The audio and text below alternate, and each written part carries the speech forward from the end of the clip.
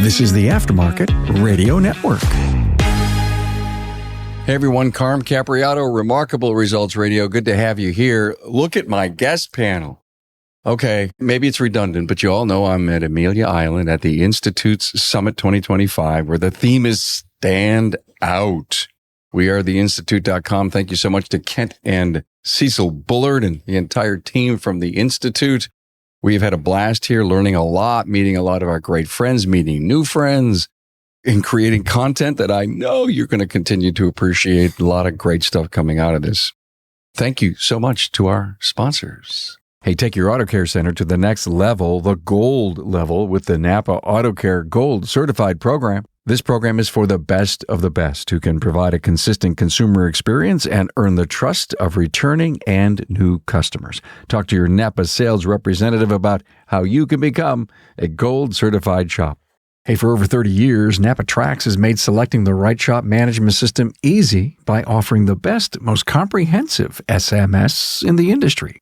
We'll prove to you that Trax is the single best shop management system in the business. Find NAPA Trax on the web at NAPATRACS.com.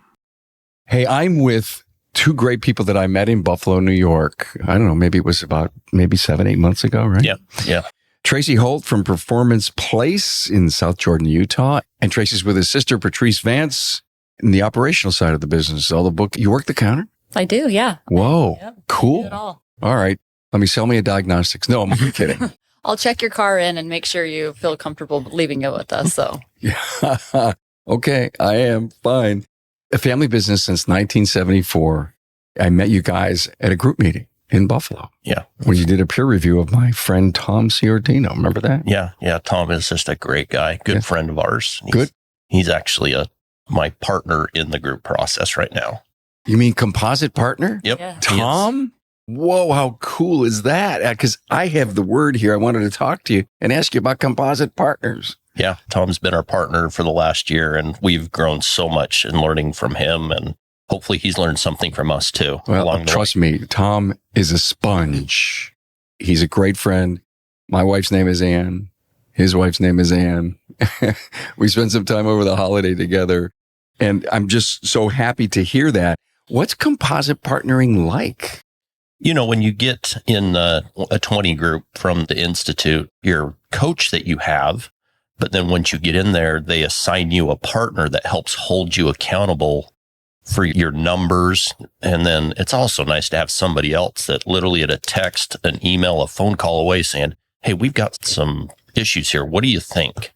It's like getting another coach is what it does. You said the word account, and the word accountability has been talked about a lot here in any of the keynote speakers that we've had. Do you find accountability one of the hardest things to do? I do. I mean, I think the accountability is really hard to do, but like in the instance of but you need it. You do. And it's hard to be accountable if you don't know what you're measuring and being accountable for. Right. And if you don't share those goals or benchmarks with somebody else to help hold you accountable, you know, in your mind, they're just thoughts and hopes and dreams. So would you say to Tom, I know what your goals are for this year. I know you're looking for another whole point of margin. We're getting together. We're looking at each other's numbers. We're seeing what's going on with your business. And oh, by the way, Tom, you have not reached that goal. I'm holding you accountable. I'd like to know. Is that how it works? That's exactly how it works. Yep. Yeah. And then usually he can say, this is my struggles. And maybe we have some insights and we come up with a game plan and, you know, set some new benchmarks and goals and move forward with it. Shop owners say, I can't do that. I can't be that vulnerable. I can't expose my weaknesses. But you guys overcame that. yeah, it was really scary at first, like the composite and showing numbers and making sure things were right. Tom was pretty much, like Tracy said, our coach during the beginning of it, you know, coming in new and not really knowing what we're doing and making corrections all the time on what our data was. But before, we didn't know what any of those numbers were and why we needed to hit these certain goals. And that's what the Institute has done for us is, okay, well, I need to hit this margin, but why? And what does that play a part in? And why are these other margins this? So it's more of just like saying, hey, you need to hit a number. It's this is the reason why behind it. Tom's really good about, we're having struggles. He is. It's just more of like a friendship where, yeah, guess what? We're all not going to have great months in business, but I have a buddy that's going to help me through it. And instead of just like losing hope, it's like, hey, bad month. Let's move on. Let's figure out what we can do the next time. I say the word struggle a lot on my podcast. And here you are, very successful long-term family business. And you mentioned the word struggle and Tom mentions the word struggle and you're all doing so well. And when you get that up on the table, life changes. It does. We were sitting at dinner last night with Tom and some other friends, and it's just interesting to hear other shops' struggles of my service advisor did this, a technician did this, whatever you want to call it. And it just all of a sudden in your mind, you're like, oh, you know what? His business may be at a different dollar level than mine, but the struggles are the same from one to another. Personnel issues, whatever it is. We find out that our struggles are the same struggles that everybody's having. We've had some great speakers here. Loved them so far. There's still one coming up. Mm-hmm. Did you like Dan Clark? Oh, I love Dan Clark. It's amazing. He is amazing. And it's funny, I had not really heard of Dan until, I was looking at the summit. Same here. So on the plane ride out, I'm downloading books, and I downloaded his book and listened to it halfway out here on the plane. And I got a chance to talk with him a little bit. And I'm like, you're absolutely amazing. And I interviewed him. Yeah. He was here. He was sitting where you were, or you are. Yeah. Hot right seat. now. Yeah. In the hot seat. He was fabulous. So there's a lot of people that I've interviewed while I've been here in Orlando who talking about Dan Clark. So if we've not motivated you, my listener, to search for that episode on Dan Clark, please do it. My big takeaway was your why is stronger than your why not. That hit you hard, didn't it? It did. When he was talking about that in this business, as you become coachable and whatever, Aaron Woods, my coach, our first meeting, the first questions out of his mouth to me was, why are you doing this? There was a long pause, and you have these, and I gave him some answer, and it didn't really mean anything. He wasn't happy with it. No, he didn't let me off. He goes, no, you got to think about why you do this. Mm-hmm. What's going to cause you to make these changes? After some soul searching, and it's funny, I found that everybody's why for me changes over time. Why you do something today may not be why you do it tomorrow. But then when Dan talked about, it's one thing to find your why and why you do something, but what initiates the action is when the why becomes stronger than the why not. It initiates the action. Because we think so much, Patrice, I'm sure this has happened to you. Why should I do this? Why shouldn't I do it? Yeah. Well, self-doubt's huge on that, right? Yeah. It's easier to doubt yourself than to trust yourself, just to go do the things that in any business that you're capable of, right? It's the risk that we're going to take to become these successful people. So self-doubt is a little bit, that's the why not as well. So if we can become over that, it's kind of the same concept. Family businesses, trust me, tons of my listeners are family businesses, from dad to kids wondering if their kids are coming in, the multi-generational things. How does the dynamic of your family work? And is dad still working in the business? Let's talk about that. No, dad, since about COVID time, he's been retired for years, but he just showed up every day at the shop. Mm-hmm. And then since COVID kind of triggered him and forced him to stay away because he was having a few health issues. And we said, Dad, you got to stay away. There's just, we don't know what's going on in the world with what you're dealing with. Let's just stay away. So they have a house in southern Utah, and he spent some time down there.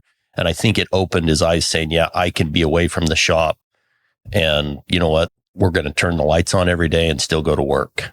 And that, I think, started the process of him stepping away full time and turning it over to us and saying, you guys have got this.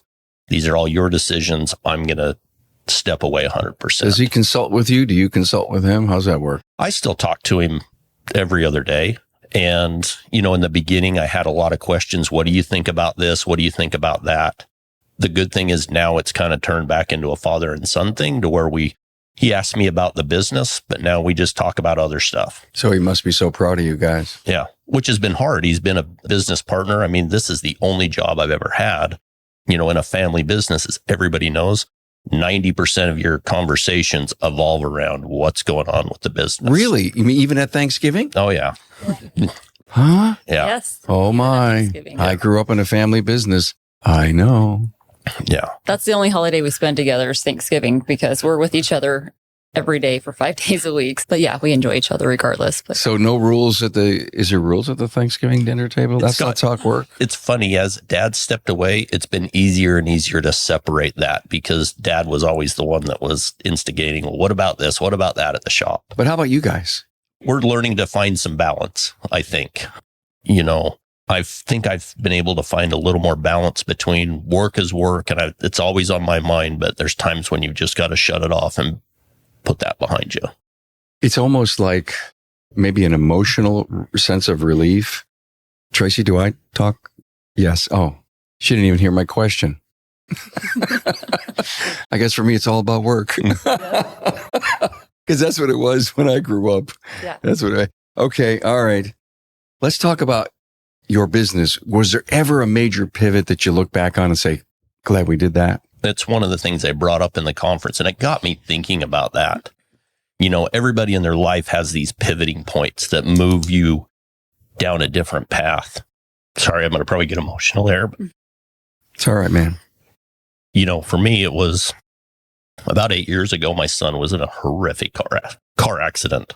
Basically, he was a college football player and had just started playing football. You have your kids that have these dreams and aspirations, and that was number one of his since he was 8 years old. Dad, I'm going to play college football. I'm like, okay. He gets to play one semester basically of football and was in a horrific accident. Basically, he was ejected from his car at about 70 miles an hour going down the freeway in an accident. Long story short, he was in a coma for 3 months, broken neck, broken back, traumatic brain injury that we were told, he's got a 10% chance to make it through the weekend. If he makes it through the weekend, he's going to be a vegetable. Fast forward a year, he's in the hospital, out of the hospital. They send him home with us. And he was home. He had to learn how to walk, talk, everything of that. But he's home, and now I've got a 21-year-old son that's sitting at home, kind of in self-doubt and pity, trying to figure out, what do I do with my life? I said, get up, you're coming to work with me. So I drug him to work, made him come to the office, and he started to progress and get better and better. But over time, all of a sudden, I just realized it's like, regardless, this business, I need to make it profitable and sustainable to where for him, I've always got a place for him to work.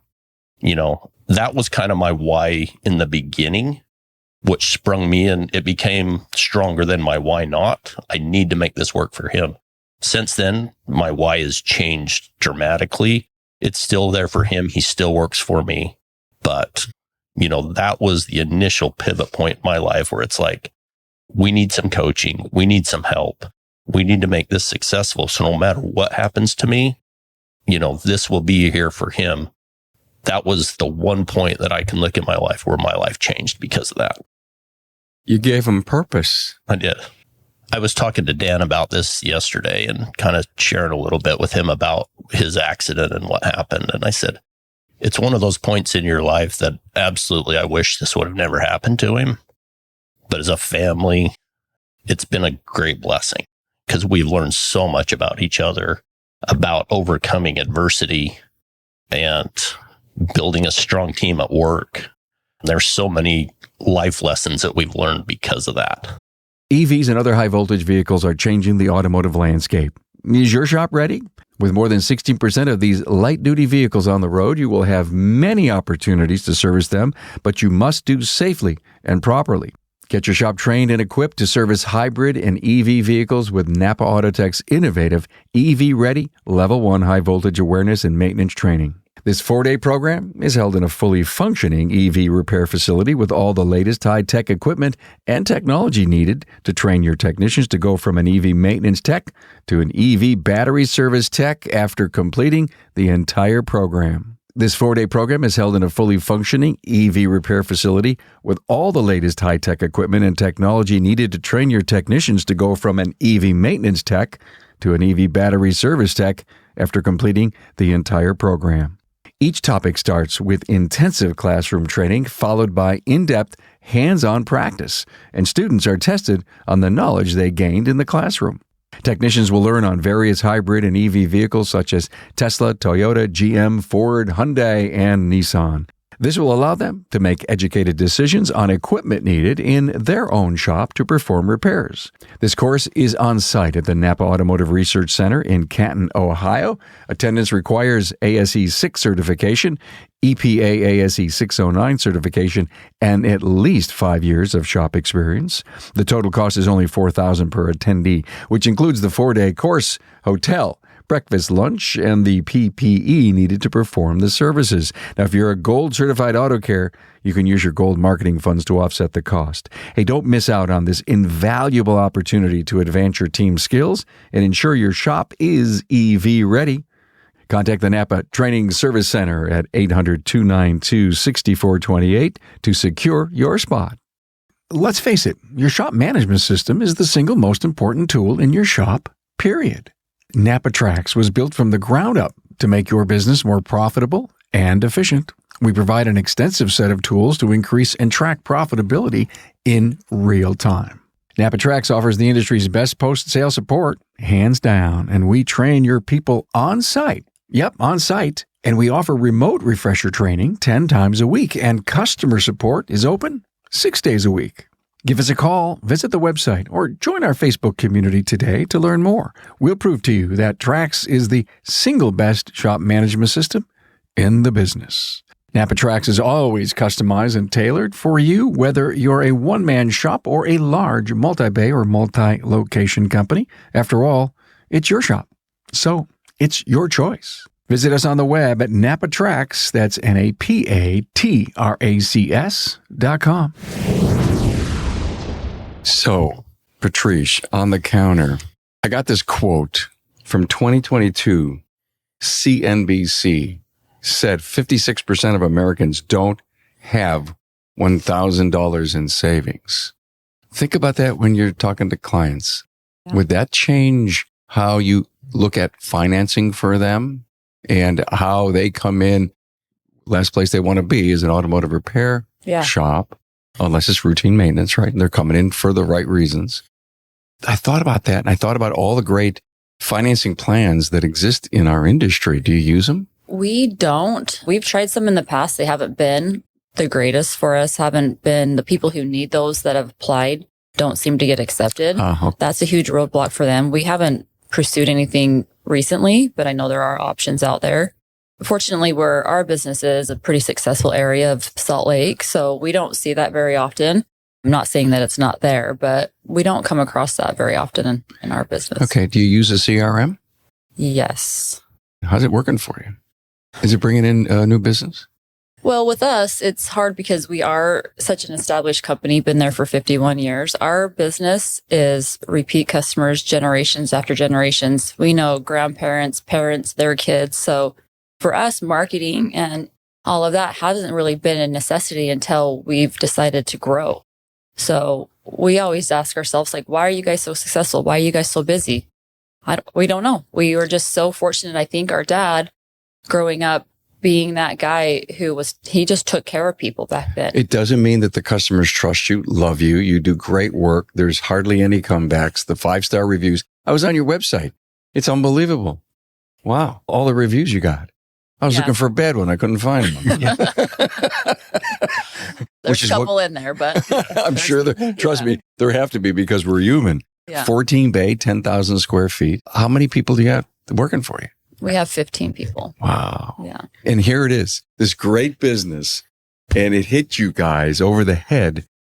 I got to get some direction. I don't know what I don't know. Yeah. Well, and it stemmed from, when we took over all the day-to-day operations, we were successful. We paid our bills every month. And, as I started to do a deep dive into the numbers, I'm like, we are working way too hard for what we have left over. We're doing something wrong. we're doing enough right to survive, but we're not doing enough right to be profitable. So that's really the last, few years has been our focus of profitability, making sure we're giving the customer the best experience they could have, doing what's right for the customer and putting the customer first, and then pricing ourselves accordingly. And everything's kind of started to fall into place to where now I start to look at expansion. We're expanding the back of the shop. We're adding 5 new bays that should be up and running any day now, which will allow us to expand more technicians, more, better, more opportunity. But you had asked me that a couple of years ago. I'm like, I don't want any more bays. I can't handle the workflow we got now, the personnel we got now. You just hit on something that I really want to talk about, your intuition. Every once in a while, it's there and you tamp it down, and then it comes back up and it gets up a little higher in your head and you tamp it down. And is that not only what you've learned on how to make more money, how to hire great people, how to take care of your clients, but now all of a sudden, I want to grow? Yeah. I mean, you look at with our staff we've got now and finally getting it to the point where they call it the well-oiled machine, that everything is doing their part. Never is, but go ahead. Yeah. In your mind, you think that's what you're striving for. There's always something broke in it that needs addressing. But I think we're finally getting enough stuff right that we can grow at a pace and sustain it and not hurt us and only make us better. After 51 years to a point, you have a foundation that's not just a 6-inch slab. You guys got to have like a 4-foot foundation. And there's probably not a lot you could experiment and do that you can't recover from. No. Yeah. And we're trying new things, but we now step back and say, okay, is this going to give value to our customers? Is this going to give value to the company? Is it going to have value to our employees? I always say that everybody needs to win. The customer, my employees, and the shop as a whole needs to win. And if I can check those boxes off, we'll pursue it. Do you guys have a great cost management hack that you can give our listener? Boy, it's funny. We had no cost management hack at all until getting on with the Institute and then starting to see your numbers broke down to what every little aspect of your business costs. We realized that after that, we were high in some things and really low in other things. Marketing, we're really low because we've never had to market. So you don't really have a big budget for marketing? No, but we're making a shift in that now because we can see with the growth potential. Yeah. The new bays may account for you to have to reach out. Yeah. Okay. So we're actually just signed up with Shop Marketing Pros and look forward to a relationship with them. Kim and Brian Walker. Yeah. They have a show on our network. They're good, great people. Love them. Yeah. So we're excited about that. They're going to build this new website.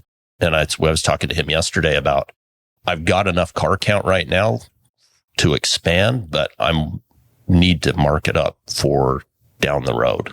That's a very interesting, but not a great cost hack. Yeah. I mean, I looked at uniforms. I looked at subscriptions. Have you done anything like that? We're always looking for, if certain things are high in the business, what, other options, but our expenses have always been kind of in check, just kind of the way Dad taught us. Yeah. Oh, family businesses are so like that. Yeah. What are you spending that money on? What's that? Who bought that? Does it sound familiar? Yeah. Oh, yeah. Constantly. That was Dad's, we were instilled in that of watch what you spend. Was your mom in the business? She did all the books for him. Oh, my God. She probably stood there at attention with her rifle. 100% she did. And that was my grandma, by the way. And then it's the same thing. I do that to Tracy. So I've taken my mom's space and I'm sitting there with the rifle on the expenses. So girl. Yeah, I know. Yeah. Right? Wow. So you got to go through your sister to spend money. Yeah. And I don't know who's scarier, my mom or my sister. So. Well, you're filling the good shoes, aren't you? I got good ones to fill. So. Oh, my God. All right. Are you guys afraid of anything? I think everybody's afraid of something. In the back of your mind, you're always afraid of failure, whatever that means. But, we just can't dwell on that. Once you become profitable in this business, it seems like your mind shift always progresses into the future and growth. When you're surviving, all you're thinking about, man, I hope this doesn't blow up on me because it all could fall apart. You guys talked about struggle. You also talked about surviving. And those are two S words that really go together. And I think there's a big takeaway here. All the top shops that listen to this show, they get you guys. But the struggle ones, the ones that need to climb up above, if you will, that hole that they're digging, okay? You said something so powerful. I want to talk about it. Once you start making money, I got to make more. I got to learn how to make it. I got to be smarter at this, because look at what the profits can do for a company. The talent you can hire, what you can pay, the benefits you can provide, the equipment you can buy. And that, I think, is so big and it's so powerful. When you start making money, life changes. It does. I look at the way that the business is ran, and Dad did everything he could at the best of his ability to make it survive, and he did. But, I was saying we're doing some expansion in the back, new lifts, new heating, lights, and making basically another extension to the shop. And the difference from today after, being profitable versus 5 years ago, if we would have tried to do this, it would have been just do the bare minimum to get by. When we started this, it was kind of planned, but not really. But we've spent a lot of money in the last few months. But the difference is we've had the money to spend on the expansion. And in the back of my mind, I think about, you know what? I'm doing this for this goal that's in the end. And yes, it kind of sucks a little bit now because of the cost, but I haven't lost sight of the vision down the road of we're going to double. You would have never done this if there wasn't the ROI. No. You would have never done it. No. Is it almost done? Yes. Wow. It actually got some pictures. We've got a couple cars in there torn apart this week. So I'm excited to get back and obviously staff up for it and move forward. Patrece, have you ever fired a customer? No, I don't think so. I think I just deal with everybody, and okay. Everybody has a story. Everybody has their things they're going through, and maybe something's happening in their life and their car breaks down and it's the worst thing and they can ever do, the worst thing that could ever happen to them at that moment. But if you can make that experience a good experience for them, it will seem to help their whole situation. Our customers, like I said before, we're super fortunate. We have a great clientele. We have a great area we live in. Families come in. There's one lady that comes in. She's very strong personality. She walks in one day and's like, I have to quit telling people about you. And I'm like, why would you do that? She's like, because I can't get in anymore now. All my friends are coming.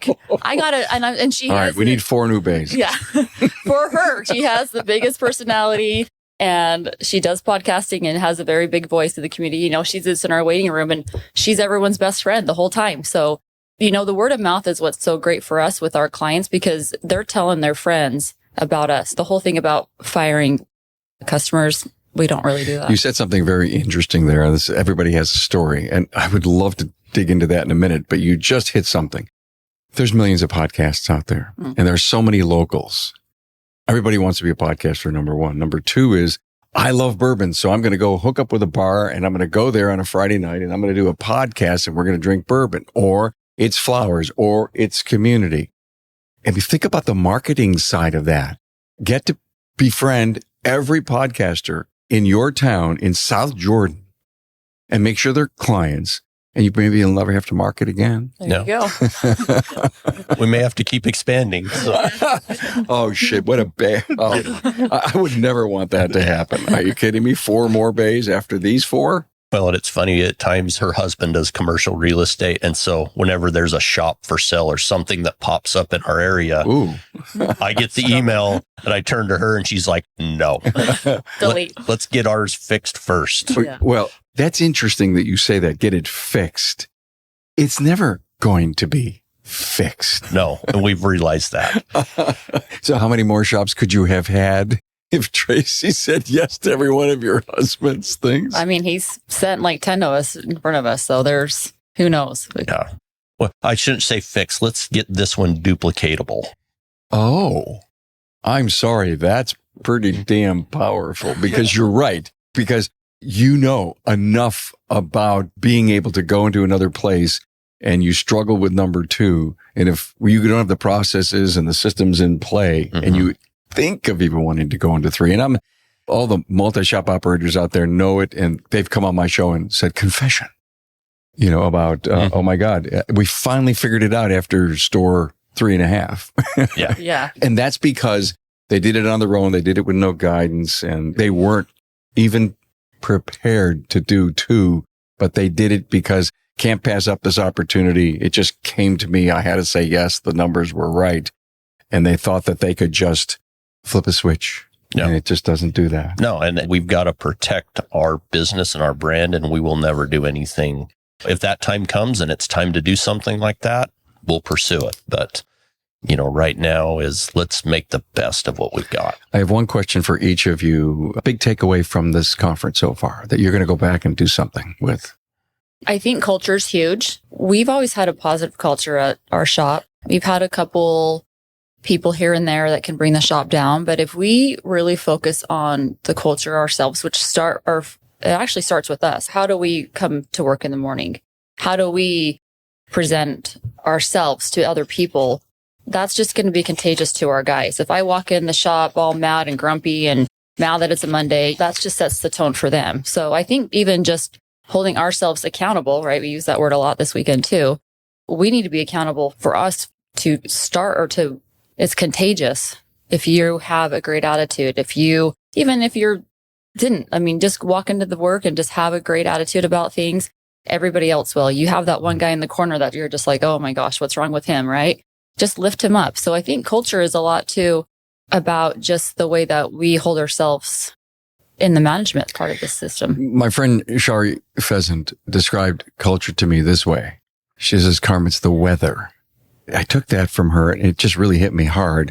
And then on podcasts, I would say, so is there a thundercloud in Bay 3? Yeah. Think about that. Yeah. Now, it may not be a perpetual thundercloud, but it could be just for today. Something may have happened to that individual, and it's maybe bringing down the rest. And, but I guess the goal would be sunshine every day. Yeah. But just knowing that your team members, that they know that we have their back, that we're there to support them. We all have families. We all have other things outside of that shop. So just really understanding them as you're not just my employee, you're a person, and I do care about you. I care about your well-being, and I care about your family. We come from the family background of the business. We have a family culture in our shop. Like our one technician, Cody, we always joke that he's my little brother I wish I had. I would take all 3 of my brothers and take him instead.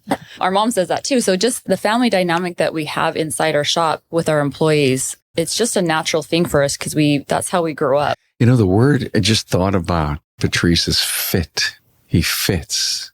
He does. He fits in the organization. He fits in the family. He knows what we do and how we do it. And what I took from Dr. Jesse Krieger yesterday was this whole storytelling thing. And I talked to Parker yesterday. Parker starts every meeting twice a day with his service advisors and say, tell me a story. I like that. Yeah, that's really Isn't that good. Cool? Big takeaway for you. Overall, it's kind of a general term, but we can do better. That's kind of been in the back of my mind from all the speakers and what we can learn. We can have a better culture at the shop. We can do better inspections for our customers. We can have better customer service. We can have a better customer experience. We can be better at being involved in the community.